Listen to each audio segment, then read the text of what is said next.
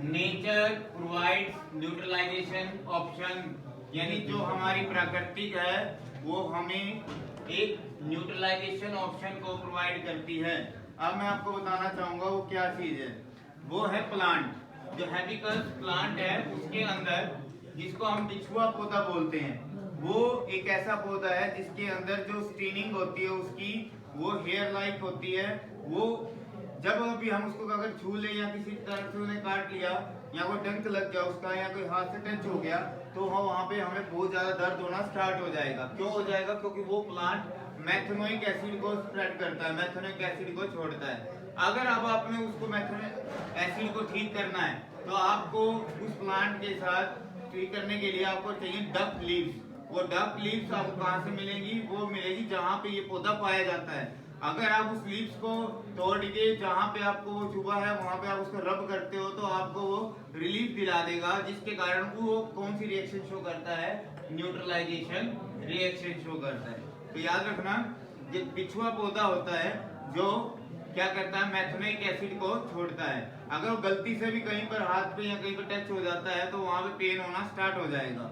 अगर उस पेन को आपको रिलीफ करना है, आराम दिलवाना है, तो आपको डार्क लीव्स होती हैं उसके साथ ही जहाँ पे बिछुआ पौधा पाया जाता है वहीं पे सारे डार्क लीव्स पाई जाती हैं। उनको तोड़ के वहां पे जहाँ पे आपको वो लगा बिछुआ पौधा टच हुआ है वहां पे पेन हो रहा है तो आप उसको अगर रब करोगे तो वो उसी टाइम न्यूट्रलाइज रिएक्शन को शो करेगा। अब कुछ इंपॉर्टेंस है हमारे पास पीएच एवरीडे लाइफ। हम एवरीडे लाइफ के अंदर कैसे पीएच का प्रयोग करते हैं?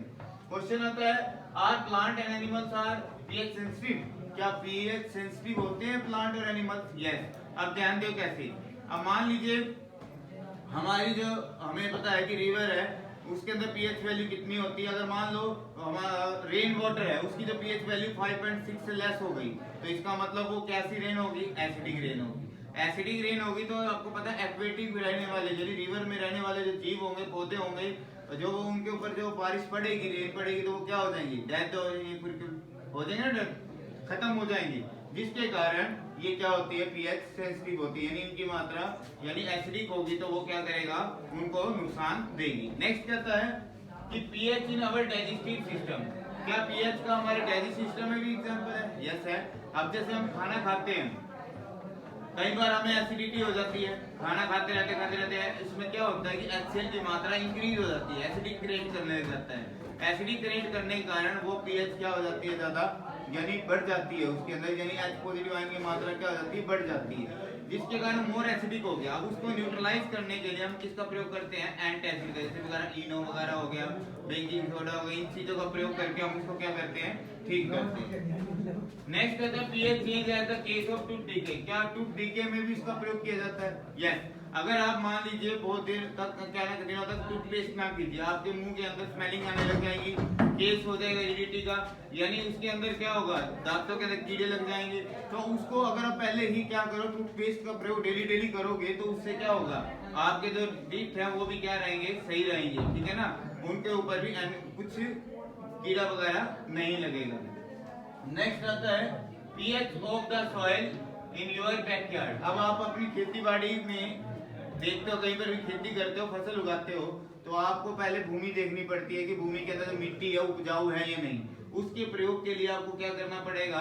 आपको उस जहाँ पे आपने फसल उगानी है उसको टेस्ट ट्यूब के अंदर थोड़ी सी सॉइल लेनी पड़ेगी और फिर लेना पड़ेगा वाटर। उस वाटर को आप उसके अंदर मिक्स करके आप उसका पीएच जानेंगे। तो पीएच जानेंगे कि अगर इसकी पीएच वैल्यू अगर सही है, फसल उगाने लायक है, तो हम वहां पे फसल उगाएंगे, अगर नहीं है तो हम वहां पे फसल नहीं उगाएंगे। तो ये कुछ इंपॉर्टेंस है जो हम अपनी एवरीडे लाइफ में इसका प्रयोग करते हैं।